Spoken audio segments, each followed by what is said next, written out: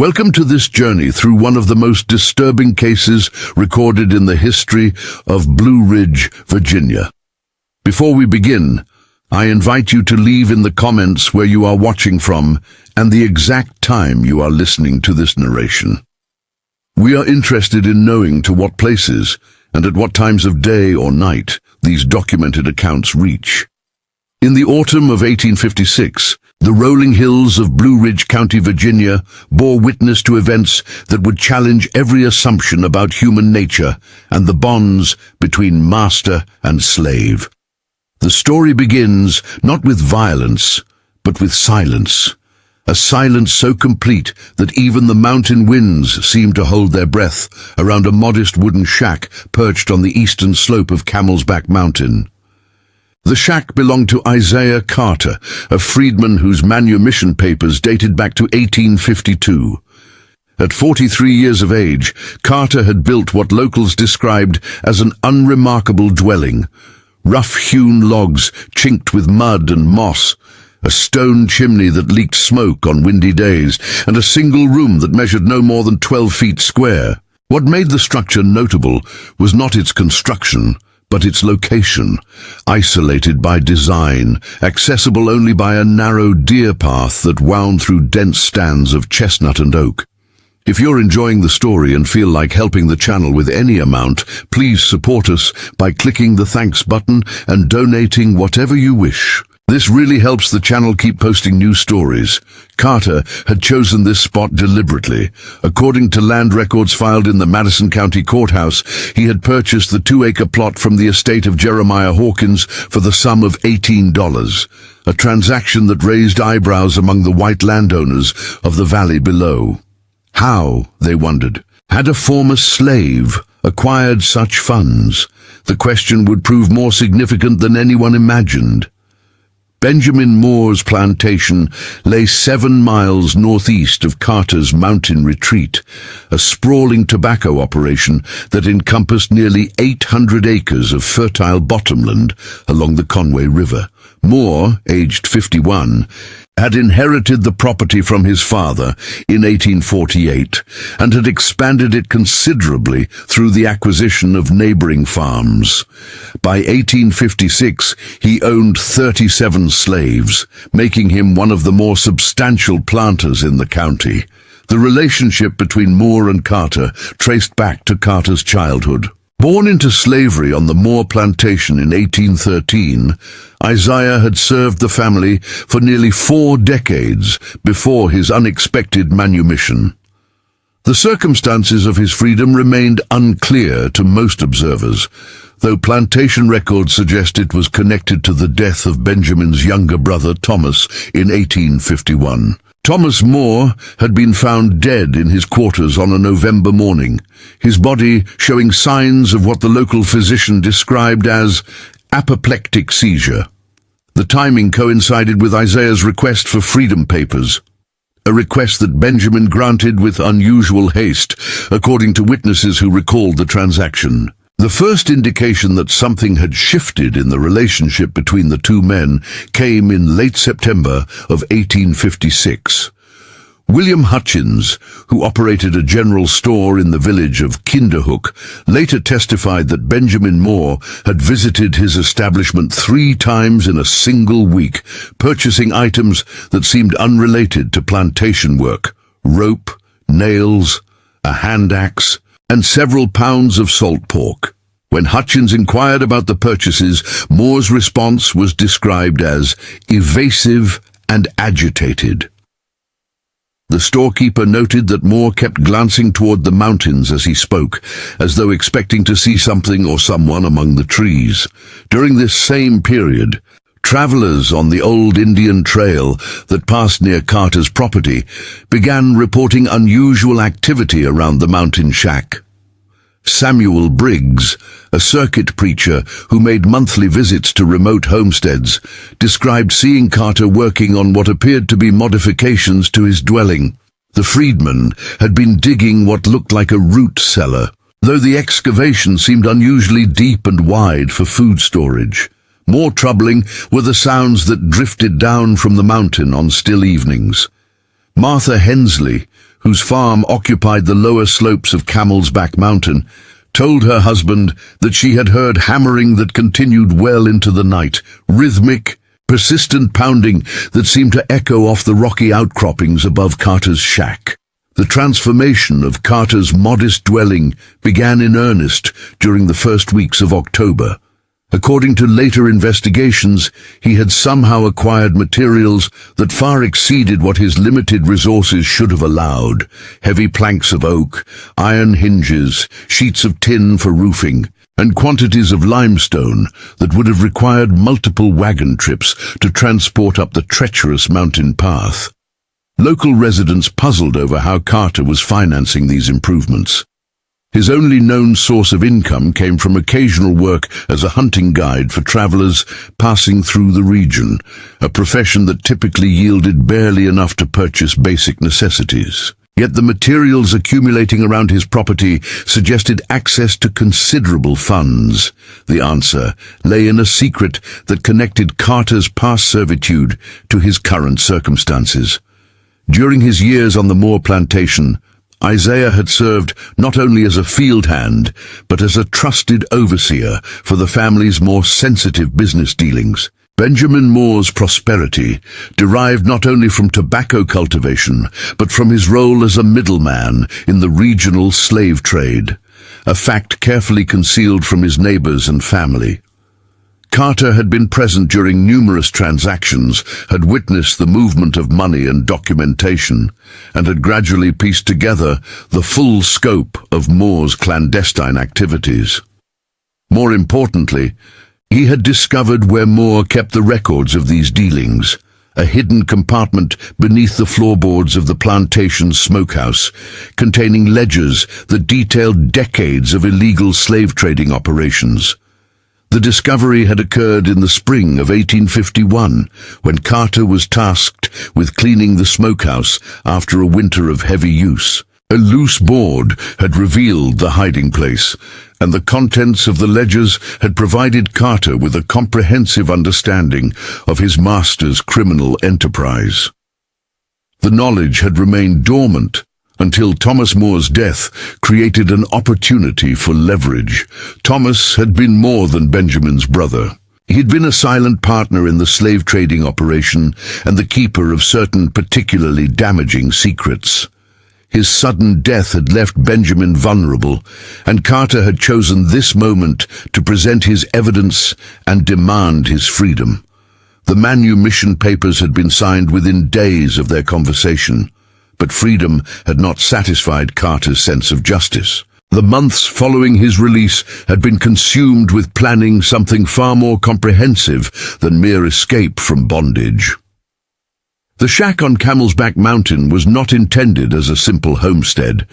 It was being transformed into something unprecedented in the annals of Blue Ridge County, a fortified position from which a former slave would extract a terrible reckoning from his former master. The modifications Carter made to his dwelling during October of 1856 reflected a methodical understanding of defensive architecture. The original log walls were reinforced with additional layers of oak planking, creating barriers nearly 8 inches thick. Windows were reduced in size and fitted with heavy wooden shutters that could be barred from the inside. The roof was strengthened with additional support beams and covered with overlapping sheets of tin that would deflect both weather and projectiles. Most significantly, Carter had excavated beneath his shack to create what amounted to an underground bunker. The excavation extended nearly 10 feet below the original floor level and was lined with carefully fitted stones hauled up from the creek bed below. Multiple chambers connected by narrow passages created a maze-like structure that would allow movement throughout the underground space without exposure to attackers above.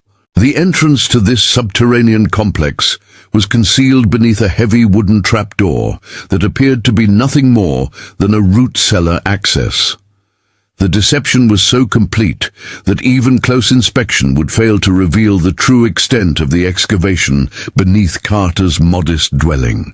As October progressed into November, Carter's activities took on an increasingly ominous character. Neighbors reported seeing him practicing with weapons, an old musket whose origin remained unknown, and more disturbing, a crossbow that he appeared to have constructed himself.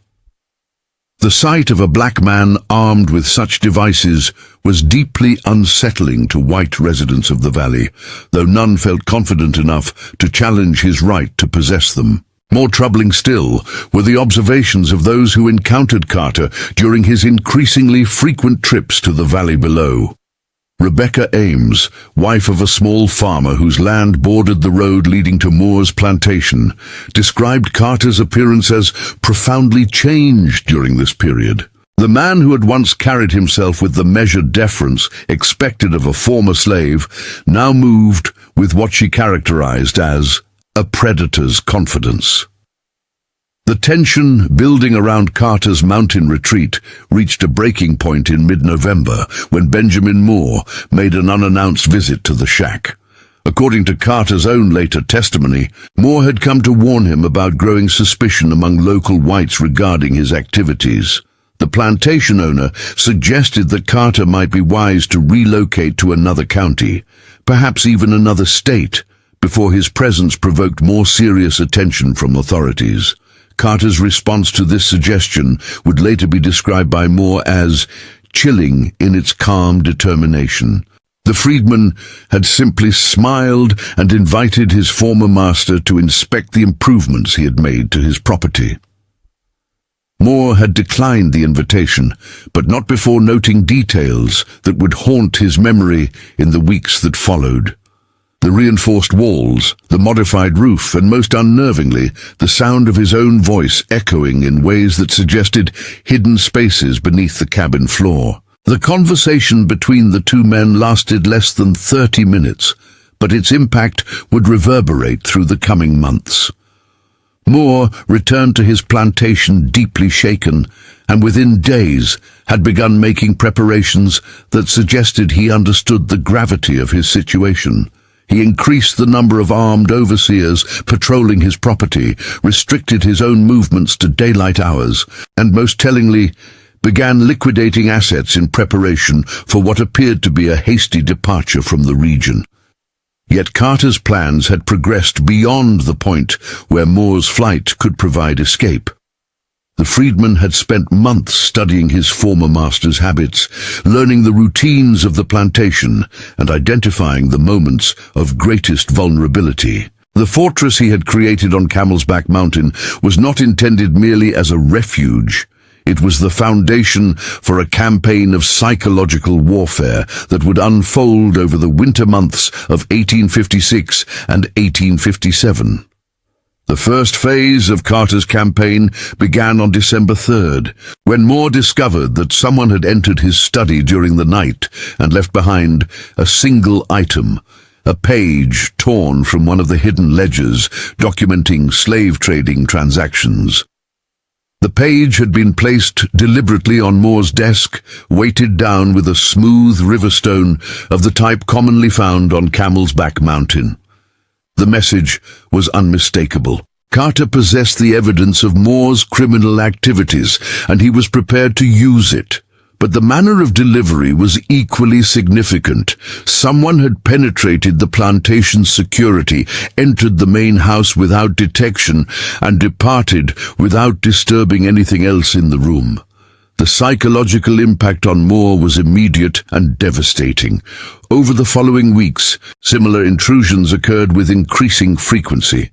Items would be moved in Moore's private quarters, always subtly, always in ways that confirmed unauthorized access without causing actual damage. A book relocated to a different shelf. A pen moved from one side of a desk to the other, window latches left unfastened despite being secured the previous evening. The plantation's slaves began reporting their own encounters with mysterious disturbances. Tools would disappear from locked sheds, only to reappear days later in unexpected locations. Livestock would be found in different fields despite secure fencing.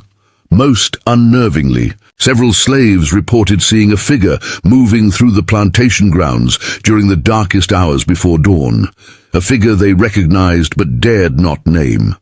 Moore's response to these psychological assaults revealed the depth of his fear. He hired additional guards, changed the locks on all buildings, and instituted new security procedures that transformed his prosperous plantation into an armed camp.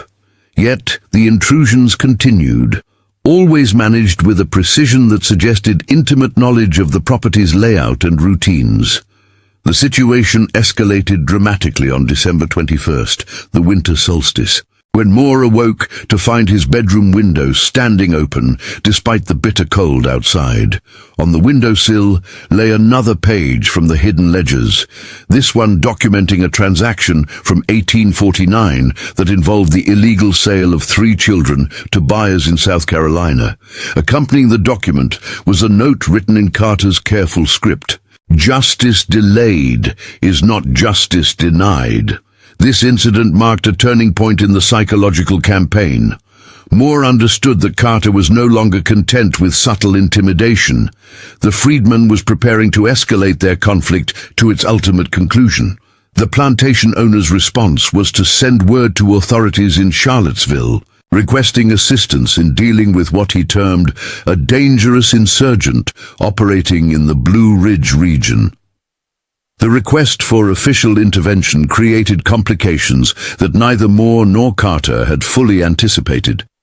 The county sheriff, James Thornton, was obliged to investigate reports of criminal activity, but he was also aware of the political sensitivities surrounding conflicts between white landowners and freedmen.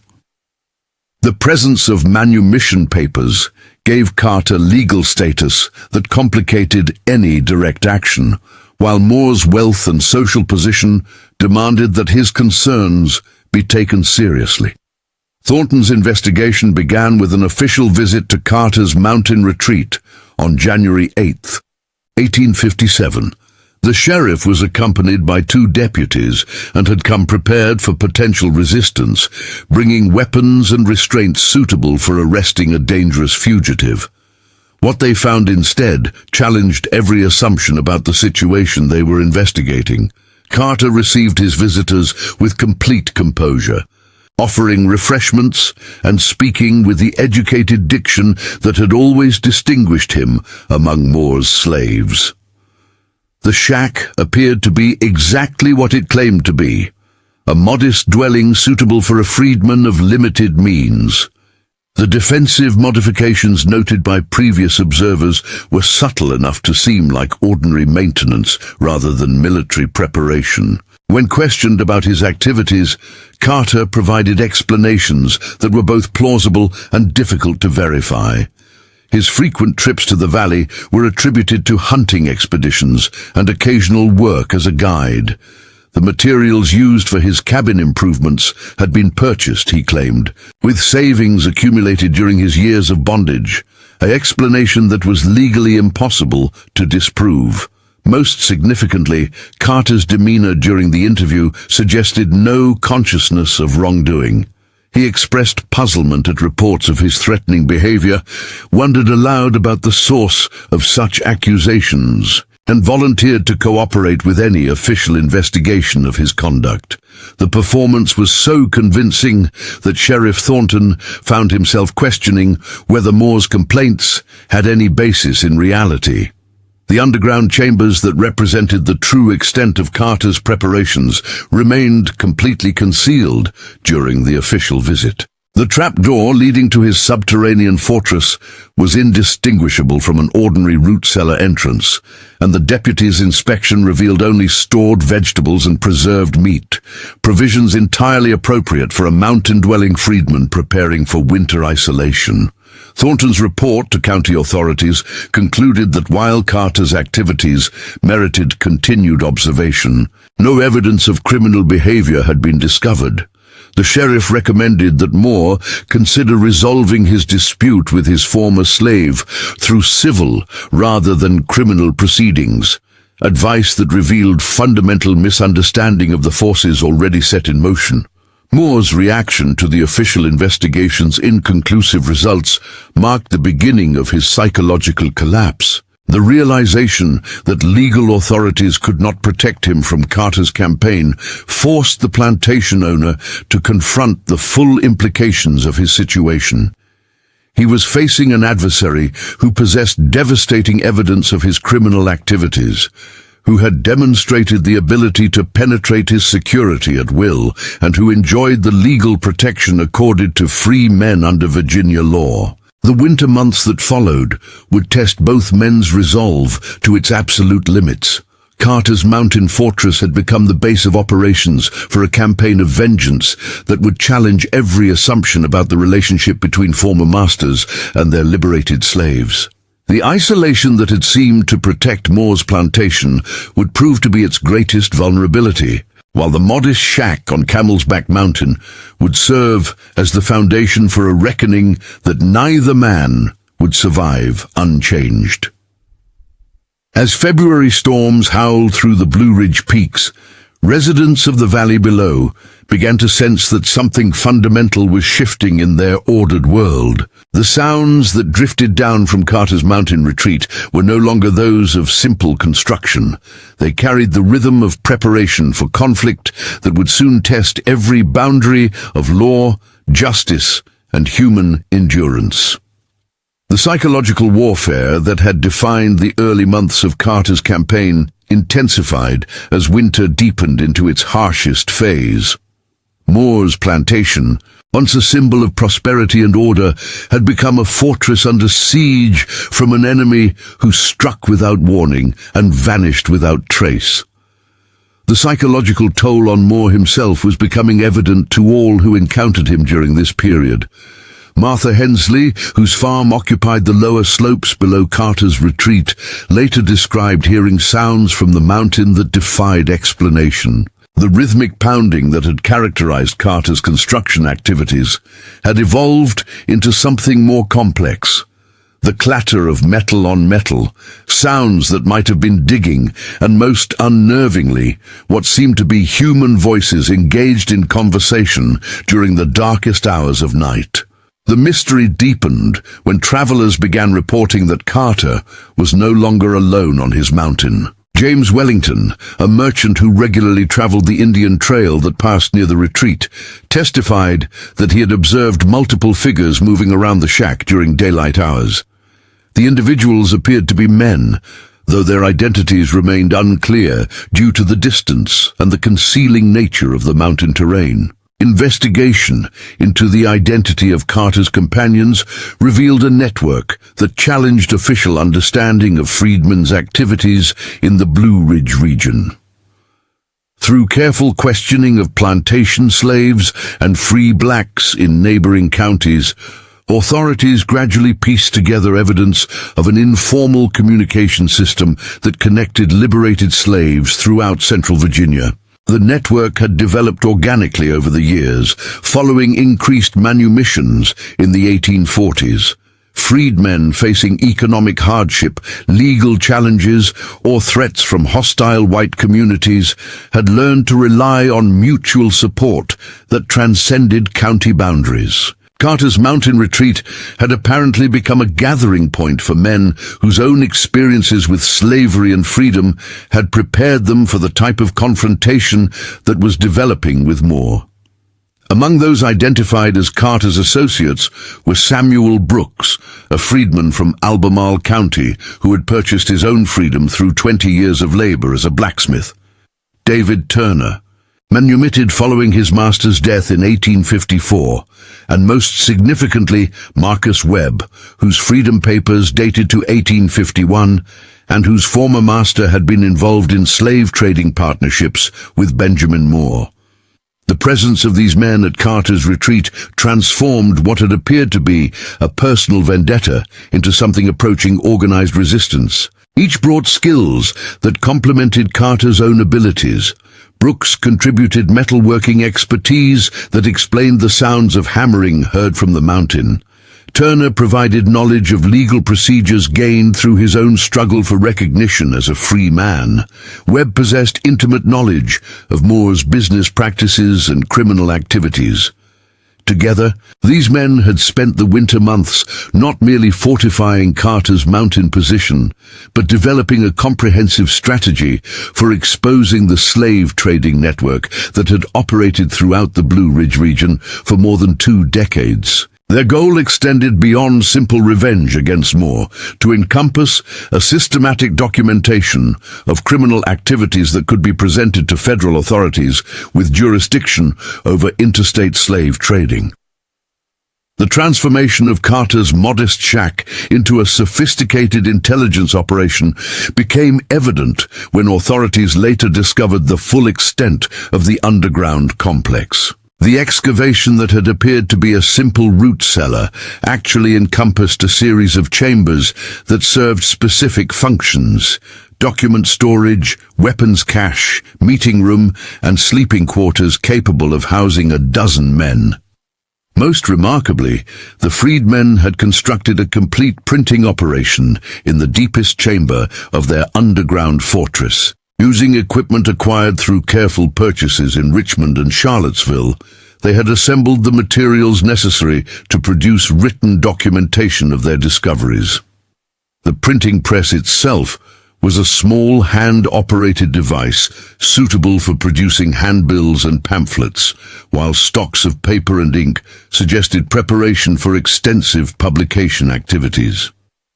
The documents discovered in this hidden printing operation revealed the true scope of the freedmen's investigation into slave trading activities. Over the course of the winter, they had systematically copied and verified information from Moore's hidden ledgers, cross-referenced transactions with records from other plantations, and identified a network of criminal activity that extended from the Virginia mountains to markets in New Orleans and Charleston. Their research had uncovered evidence that Moore's slave trading operations had violated both state and federal laws on numerous occasions. Transactions involving the illegal separation of families, the forging of ownership documents, and the transportation of slaves across state lines without proper permits created a pattern of criminal behavior that could result in substantial federal prosecution. More damaging still were documents that implicated other prominent citizens in the illegal slave trade. The network that Moore had operated included judges, merchants, and political figures whose involvement could create a scandal of regional significance. The freedmen had methodically documented each connection, creating a comprehensive case that could destroy dozens of careers and disrupt the economic foundation of the Blue Ridge slaveholding community. As March arrived and the mountain snows began to recede, Carter and his associates prepared for the final phase of their campaign. The evidence they had gathered would be presented simultaneously to multiple authorities: federal prosecutors with jurisdiction over interstate commerce, newspaper editors in Richmond and Washington, and religious organizations opposed to slavery. The coordinated release of information was designed to prevent the suppression of evidence that might occur if only one agency received the documentation. Moore's awareness of the investigation's progress came through intelligence gathered by plantation slaves who maintained contact with the freedmen network. The realization that his criminal activities were being systematically documented by men with legal standing to present evidence to authorities marked the beginning of his complete psychological collapse. The plantation owner's behavior during March of 1857 was described by witnesses as increasingly erratic and desperate. He began destroying records that might connect him to illegal slave trading, though his efforts came too late to eliminate evidence that had already been copied and secured. His treatment of slaves became harsh to the point of brutality, as though punishing them could somehow undo the investigation that threatened his destruction. Most tellingly, Moore began making preparations to flee the region entirely. He initiated the sale of plantation assets, converted investments to portable wealth, and made inquiries about passage to territories where federal authorities might have less reach. Yet even these preparations were complicated by the network's surveillance. Every attempt to liquidate assets was observed and documented as additional evidence of his consciousness of guilt. The climax of the entire campaign approached as April brought the end of winter isolation and the return of regular travel to the Blue Ridge region. Carter and his associates had spent months preparing for a revelation that would expose decades of criminal activity and challenge the fundamental assumptions about the relationship between masters and slaves. Their mountain fortress had served not merely as a refuge, but as the headquarters for an investigation that would shake the foundations of Virginia's plantation society. The carefully orchestrated exposure of Moore's criminal empire began on April 15, 1857, when identical packages arrived simultaneously at multiple destinations throughout Virginia and the federal capital. Each package contained comprehensive documentation of the slave trading network, sworn affidavits from freedmen who had witnessed illegal transactions, and detailed maps showing the routes used for transporting slaves in violation of interstate commerce laws. The recipients of these packages included federal prosecutors, newspaper editors, anti-slavery organizations, and religious leaders whose opposition to the institution of slavery was well established. The simultaneous delivery ensured that no single authority could suppress the evidence or prevent its publication, while the detailed documentation made verification of the charges relatively straightforward. The impact was immediate and devastating. Within days, federal warrants were issued for Moore's arrest on charges of illegal slave trading, conspiracy to violate federal commerce laws, and tax evasion related to unreported income from criminal activities. The evidence presented by Carter and his associates was so comprehensive that Moore's guilt appeared undeniable, while the network's careful documentation eliminated any possibility of claiming ignorance or lack of criminal intent. Moore's response to the collapse of his world was swift and desperate. Rather than face arrest and the certain destruction of his reputation, he chose to flee the region entirely.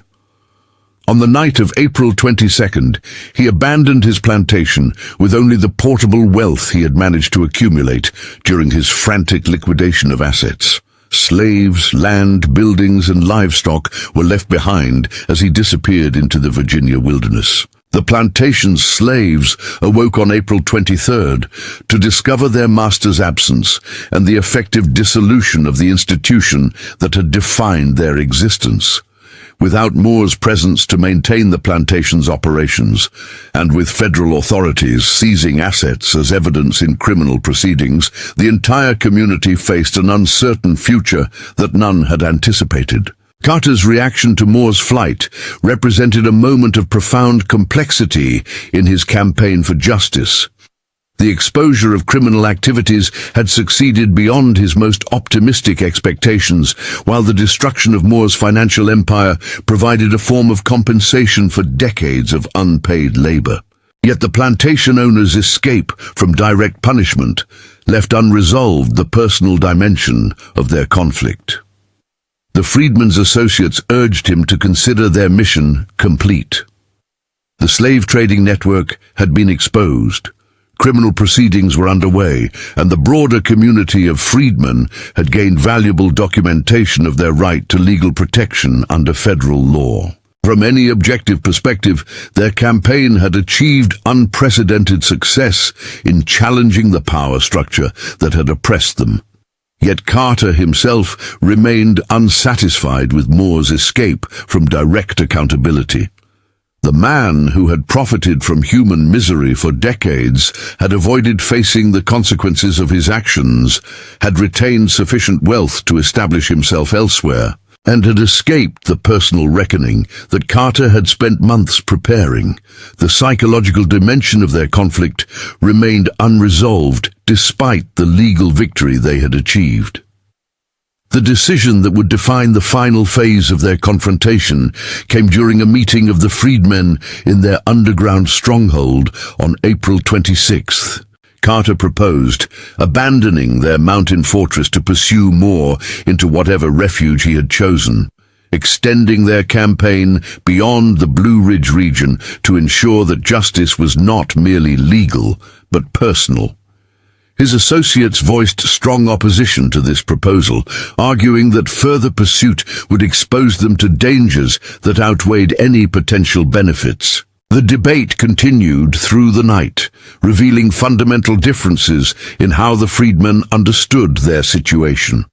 Brooks, Turner, and Webb viewed their campaign as a collective effort to establish legal precedents that would protect all freedmen from similar abuse. Carter's focus remained intensely personal, centered on ensuring that Moore faced individual accountability for the specific crimes committed against those he had enslaved. By dawn, the group had reached a compromise that satisfied neither perspective completely, but provided a path forward that all could accept. Carter would be free to pursue Moore individually, while his associates would remain in the mountains to protect the evidence they had gathered and assist federal authorities with ongoing investigations. The division of their forces reflected the evolution of their campaign from personal vengeance to broader social justice. Carter's departure from the mountain fortress on May 2nd marked the end of one phase of the conflict and the beginning of another. The man who had spent months transforming a simple shack into a center of resistance now abandoned that position to track his former master across the Virginia countryside. His associates watched from the mountain as he disappeared along the same trail that had brought Moore to their confrontation months earlier. The tracking of Moore's movements proved less difficult than Carter had anticipated. The plantation owner's hasty departure had left a clear trail of financial transactions, travel arrangements, and witness sightings that could be followed by anyone with sufficient determination. Moore's wealth had provided him with options, but it had also made his movements visible to those who knew how to interpret the signs. The trail led northwest through the Shenandoah Valley, where Moore had liquidated additional assets through hasty sales to acquaintances who asked few questions about his reasons for departure. From there, the path turned west toward the mountain passes that provided access to the territories beyond federal authority. Moore's destination appeared to be the frontier regions, where his criminal past would be less likely to attract official attention. Carter's pursuit required resources that his mountain campaign had not demanded. Traveling alone across unfamiliar territory, tracking a man with significant financial advantages, and operating without the support network that had sustained him during the winter months, he faced challenges that tested his resolve to its limits. Yet the skills developed during his years of servitude, the ability to move unnoticed, to gather information through careful observation, to survive on minimal resources, proved invaluable in this new phase of their conflict. The confrontation that would end their months-long campaign occurred in late May at a remote trading post near the Tennessee border. Moore had stopped to purchase supplies for the final leg of his journey to the frontier territories, believing himself safely beyond the reach of both federal authorities and personal enemies. His complacency proved to be a fatal miscalculation. Carter approached the trading post during the pre-dawn hours of May 29th, using techniques developed during his nocturnal raids on Moore's plantation. The building was isolated, the nearest neighbors were miles away, and Moore's presence was confirmed through careful observation of the animals and equipment outside the structure. The conditions were ideal for the personal confrontation that had been the ultimate goal of Carter's campaign from its beginning. The final encounter between the former slave and his master took place in the trading post's main room, where Moore had been sleeping beside his travel supplies. Carter's entrance was silent and undetected until he chose to announce his presence, creating the psychological advantage that had characterized their entire conflict. The plantation owner's reaction to seeing his former slave standing over him revealed the depth of fear that months of psychological warfare had created. The conversation between the two men lasted nearly 3 hours and covered the entirety of their relationship, from Carter's childhood enslavement to the destruction of Moore's criminal empire. Carter demanded not only acknowledgement of the wrongs that had been committed, but also a detailed confession that could be added to the documentary evidence already in federal hands. Moore's initial resistance gradually dissolved under the weight of evidence and the realization that his situation had become completely hopeless. The confession that Moore provided during those final hours detailed criminal activities that extended far beyond what even Carter had discovered during his investigation. The slave trading network had been more extensive, more profitable, and more systemically cruel than the freedmen had realized. Families had been deliberately separated to maximize profits. Documents had been forged on a massive scale, and bribes had been paid to officials throughout the region to ensure protection from prosecution. Most significantly for Carter personally, Moore's confession included details of specific crimes that had affected Carter's own family members. The plantation owner revealed that Carter's sister, sold to buyers in South Carolina during the 1840s, had been deliberately separated from her children to increase the transaction's profitability. The children had been sold individually to different buyers, ensuring that the family could never be reunited, even if freedom were achieved. The revelation of these additional cruelties provided the emotional climax of their confrontation. Carter's campaign had been motivated by a sense of generalized injustice, but Moore's confession transformed that abstract grievance into personal anguish of devastating intensity. The systematic destruction of his family had not been an unfortunate consequence of slavery's economic necessities, but a deliberate act designed to maximize Moore's financial gain. The resolution of their conflict reflected both Carter's sense of justice and his understanding of practical limitations. Rather than killing Moore outright, an act that would have made Carter a fugitive from federal law, he chose to leave his former master alive but completely broken. The psychological devastation that had been inflicted during months of careful warfare was completed by the extraction of a full confession and the destruction of Moore's last hope for escape. Moore was left tied in the trading post with his confession prominently displayed, along with directions to the location of Carter's mountain fortress, where federal authorities could find additional evidence.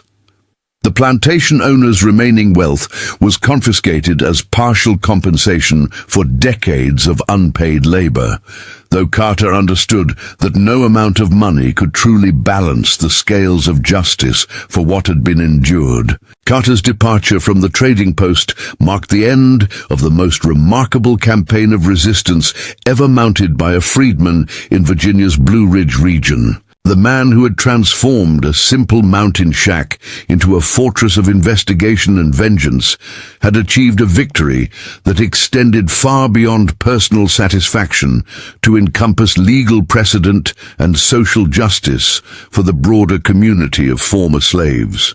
Federal authorities discovered Moore at the trading post on June 2nd, along with the comprehensive confession that completed the documentation of the slave trading network's criminal activities. The plantation owner was arrested and eventually convicted on multiple federal charges, receiving a prison sentence that ensured he would never again profit from human misery. His property was liquidated to provide compensation for identified victims of his criminal enterprises. The freedmen who had supported Carter's campaign continued their work from the mountain fortress until federal investigators had completed their documentation of the evidence. Their underground complex became a model for similar resistance operations in other regions, while their success in exposing criminal activities encouraged other freedmen to challenge the injustices they faced.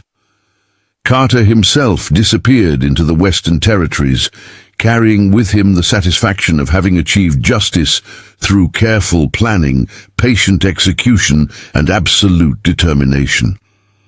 The mountain fortress he had created stood empty for years afterward, its underground chambers serving as a monument to the possibility that even the most oppressed could find ways to challenge their oppressors when armed with courage, intelligence, and unshakable resolve.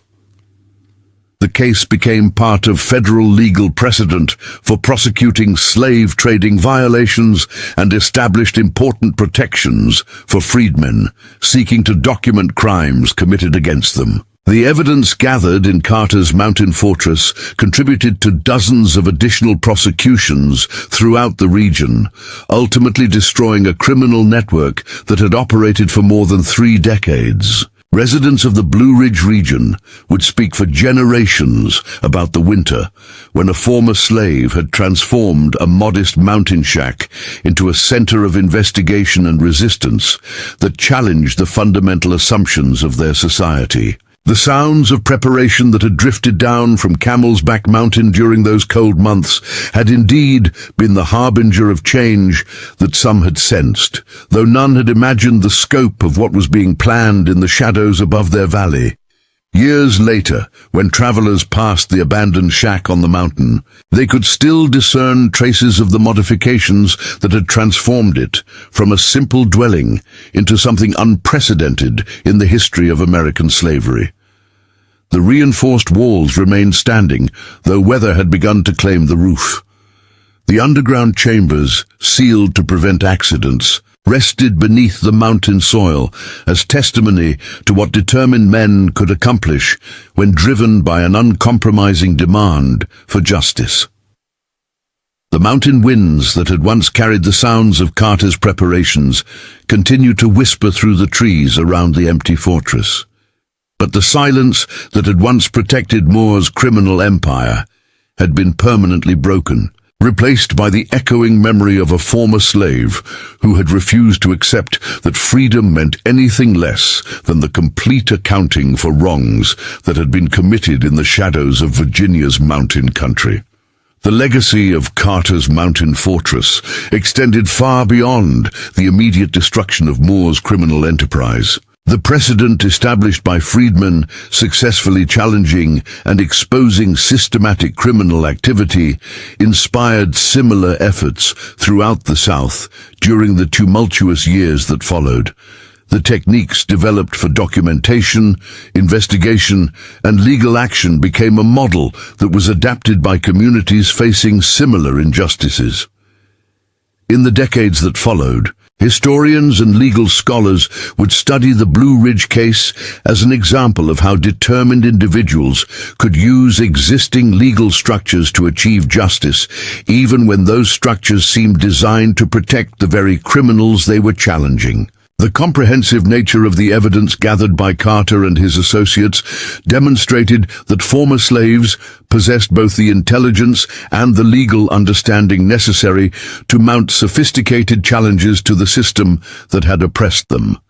The mountain shack itself became a destination for those seeking to understand the history of resistance to slavery in Virginia.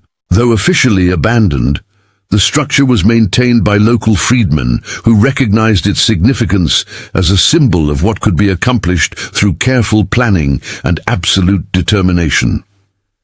The underground chambers remained sealed, but their existence served as a reminder of the extent to which Carter had been willing to prepare for his confrontation with injustice. The sound that still echoes through the hollows of Camel's Back Mountain carries with it the memory of that winter when the impossible became reality, when a former slave transformed a modest dwelling into a fortress of justice that challenged the foundations of an entire criminal empire. The silence that had once protected Moore's illegal activities was replaced by the permanent testimony of those who refused to accept that freedom meant anything less than full accountability for crimes committed in the shadows of Virginia's Blue Ridge country.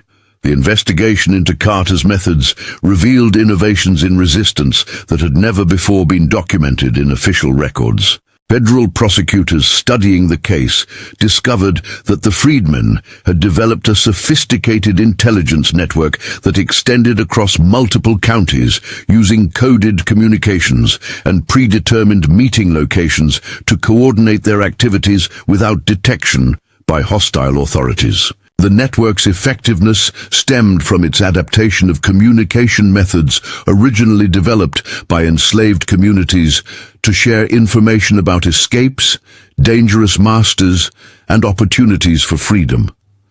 Carter had transformed these informal systems into a structured organization capable of conducting long-term investigations and coordinating complex legal challenges. Documents recovered from the mountain fortress showed that the freedmen had maintained detailed surveillance records on more than 40 individuals suspected of involvement in illegal slave trading.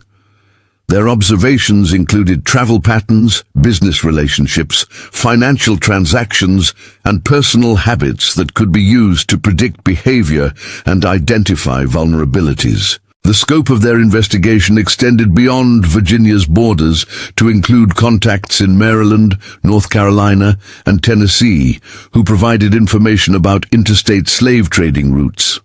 The comprehensive nature of their intelligence gathering demonstrated organizational capabilities that challenged prevailing assumptions about the intellectual capacity of former slaves. More significantly, the case established legal precedents that would influence federal prosecution of slavery-related crimes for decades to come.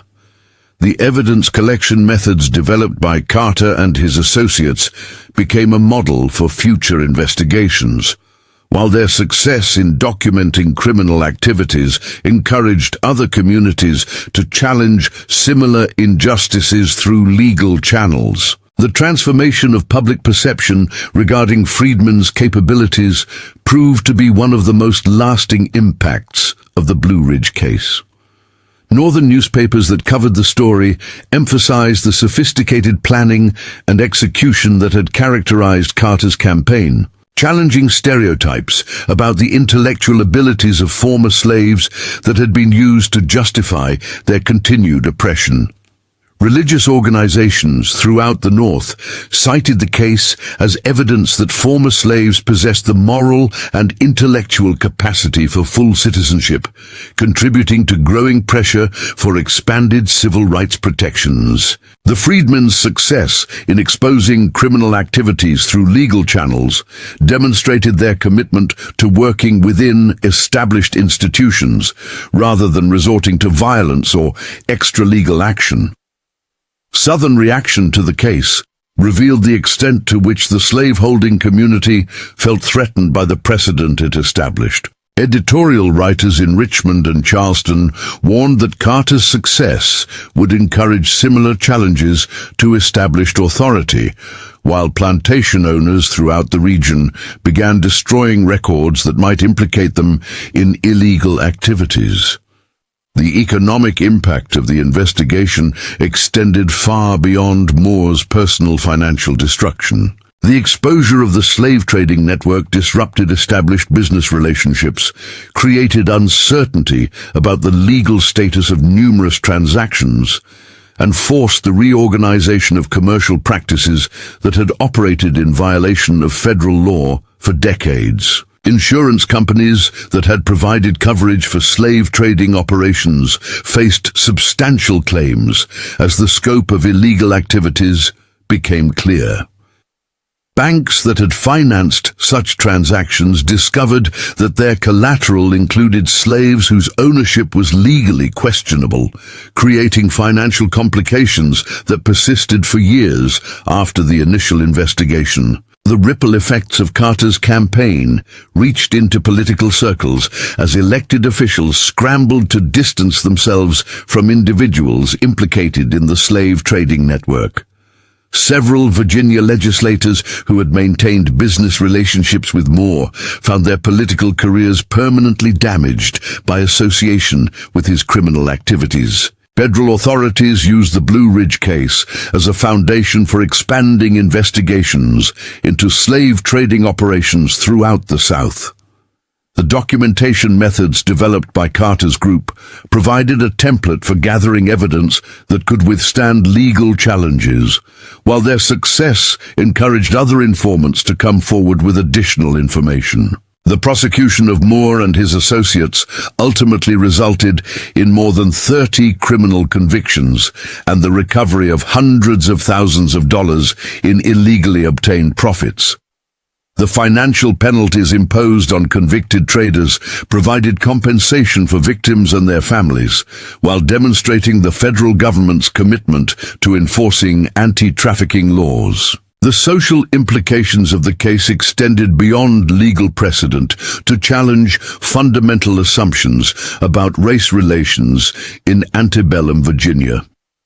The image of former slaves successfully investigating and exposing white criminal activity contradicted prevailing narratives about intellectual and moral hierarchy that had been used to justify slavery. Educational institutions in the North began incorporating the Blue Ridge case into their curricula as an example of effective resistance to oppression. The strategic thinking demonstrated by Carter and his associates provided compelling evidence that enslaved people had possessed sophisticated understanding of legal and political systems despite being denied formal education. The case also influenced emerging discussions about compensation for enslaved labor, the freedmen's systematic documentation of unpaid work and its economic value provided a model for calculating the financial impact of slavery that would inform future debates about reparations and economic justice. International observers noted the Blue Ridge case as evidence of America's internal contradictions regarding human rights and legal equality. European newspapers covering the story emphasized the contrast between American democratic ideals and the systematic oppression that the investigation had revealed. The mountain fortress itself became a pilgrimage site for those seeking to understand the history of resistance to slavery. Visitors from across the country traveled to Blue Ridge County to see the location where former slaves had successfully challenged one of the most powerful institutions of their time. Local residents gradually came to take pride in their region's role in advancing civil rights, though this acceptance developed slowly and was not universal. Some community members continued to view Carter's actions as a dangerous precedent that threatened established social order, while others recognized the moral courage his campaign had demonstrated. The underground chambers beneath the fortress were eventually opened to researchers studying the history of slavery and resistance. The artifacts recovered from these spaces provided insights into the daily lives of the freedmen during their winter of preparation, revealing the human dimension of their extraordinary campaign for justice. Personal items found in the chambers included letters from family members separated by slavery, religious texts that had provided spiritual sustenance during their struggle, and handmade tools that demonstrated the ingenuity required to construct their sophisticated intelligence operation without access to conventional resources. The printing equipment discovered in the deepest chamber was eventually donated to a museum in Richmond, where it became part of an exhibit on African American resistance to slavery. The press itself bore evidence of extensive use, suggesting that the freedmen had produced far more documentation than was ever discovered by authorities. Research into the network's communication methods revealed the existence of a coded language that had allowed the freedmen to discuss sensitive topics in the presence of potentially hostile observers. The sophistication of this code demonstrated linguistic creativity that challenged prevailing assumptions about the intellectual capabilities of former slaves. The broader impact of Carter's campaign on federal anti-slavery enforcement became apparent in subsequent years as prosecutors applied the Blue Ridge precedents to cases throughout the South. The documentation standards established by the investigation became the foundation for more effective legal challenges to slave trading operations. The success of the freedmen in working within legal institutions to achieve justice provided a model for future civil rights activism that emphasized legal challenge and documentation over violent resistance.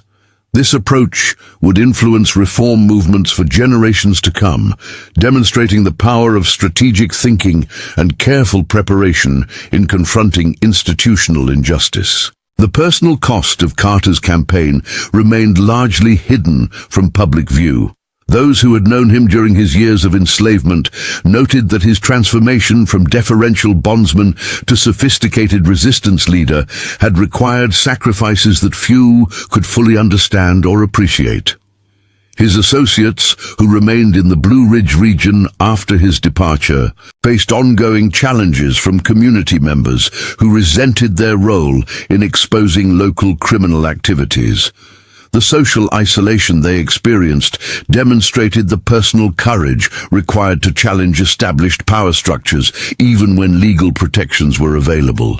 The psychological impact of their campaign on the broader freedmen community was complex and long-lasting. The success of Carter's methods provided hope that legal challenges could be effective, while the extent of criminal activity they had exposed revealed the systematic nature of oppression that former slaves continued to face. The Blue Ridge case ultimately established principles that would influence American civil rights law for more than a century.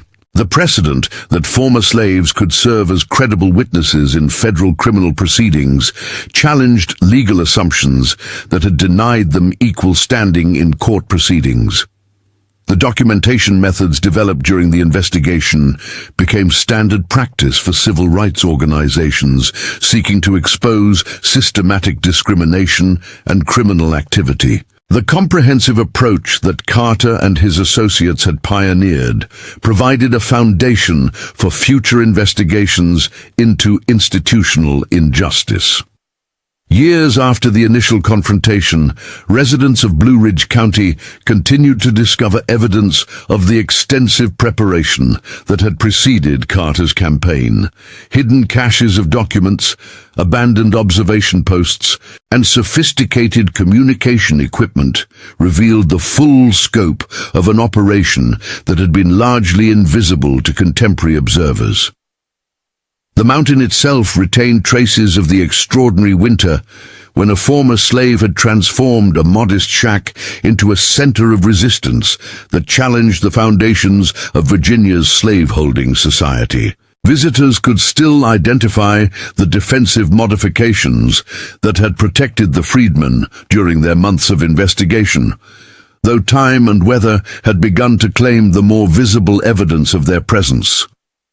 The legacy of Carter's fortress extended beyond its immediate impact on slave trading prosecutions to influence broader discussions about justice, resistance, and the capacity of oppressed people to challenge their circumstances through intelligence, determination, and strategic thinking. The sound that had once carried the preparations for confrontation across the Blue Ridge valleys had been replaced by a different kind of echo. The lasting testimony of those who had refused to accept that freedom meant anything less than full accountability for crimes committed against them and their families. In the end, the transformation of a simple mountain shack into a fortress of justice represented more than a successful campaign against criminal activity.